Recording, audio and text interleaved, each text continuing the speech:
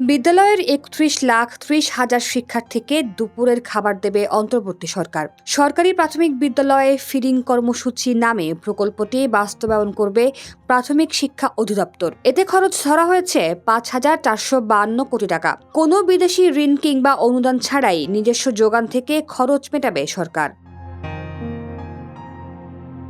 প্রাথমিকভাবে ২০,০০০ প্রাথমিক বিদ্যালয়ে এপ্রিলেই এই কর্মসূচি চালু হচ্ছে। খাবারের তালিকায় থাকবে উচ্চ পুষ্টিমানের বিস্কুট, বান, পাস্তুরিত দুধ, স্থানীয় মৌসুমী ফল ও ডিম। খাবারের পেছনে শিক্ষার্থী প্রতি খরচ হবে ১৩০ টাকা। জাতীয় অর্থনৈতিক পরিষদের নির্বাহী কমিটি অর্থাৎ একনেক বৈঠকে এই প্রকল্প সহ মোট ১৫টি প্রকল্প উঠে আসছে বলে জানা গেছে। কার্যক্রমের শৃঙ্খলা রক্ষায় উপজেলা নির্বাহী কর্মকর্তা তত্ত্বাবধানে স্থানীয়দের নিয়ে একটি কমিটি কাজ করবে। সর্বজনীন প্রাথমিক শিক্ষা অর্জনে শিক্ষার্থীকে উৎসাহ, শ্রেণীকক্ষে উপস্থিতি বাড়ানো, অপুষ্টির ঘাটতি কমানো এবং সফলভাবে প্রাথমিক বিদ্যালয় থেকে উত্তীর্ণ হতে সহায়তার উদ্দেশ্যে প্রকল্পটি নিচ্ছে অন্তর্বর্তী সরকার। প্রাথমিক শিক্ষা অধিদপ্তরের মহাপরিচালক আবু নূর মোহাম্মদ শামসুজ্জামান মনে করেন, প্রকল্পটি দেশের শিক্ষার গুণগত মান উন্নয়নে বড় ভূমিকা রাখবে। সে বিবেচনা থেকে সরকার দুপুরের খাবারের প্রকল্পটি হাতে নিয়েছে।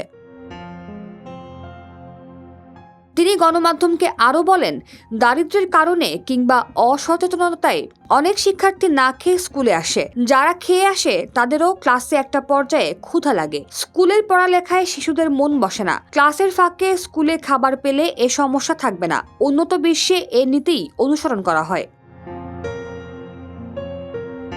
৬২ জেলার ১৫০ উপজেলার ১৯,৪১৯ সরকারি প্রাথমিক বিদ্যালয়ে কর্মসূচিটি চলবে। ডেভেলপমেন্ট রিসোর্স ইনস্টিটিউট নামে তৃতীয় পক্ষীয় একটি প্রতিষ্ঠান প্রকল্পটির সম্ভাব্যতা যাচাই করে। ৩ বছর মেয়াদে প্রকল্পটি শেষ হবে ২০২৭ সালের ডিসেম্বরে। ২০১০ সালের জুন পর্যন্ত এই কর্মসূচি চলে। ওই বছর থেকে দারিদ্র্য পীড়িত এলাকার স্কুল ফিডিং নামে আলাদা একটি কর্মসূচি চালু হয়ে ২০২২ সালের জুনে শেষ হয়। প্রকল্পটি শেষ হওয়ার আগে ২০২১ সালে প্রায় একই রকম আরও একটি প্রকল্প প্রস্তাব গণমাধ্যমে সমালোচনার মুখে একনেক থেকে ফেরত দেওয়া হয়। কক্সবাজার ও বান্দরবানে অন্য একটি প্রকল্পের আওতায় স্কুল ফিডিং কার্যক্রম ছাড়া প্রায় ৩ বছর ধরে এই ধরনের কোনো কর্মসূচি দেশে চালু নেই।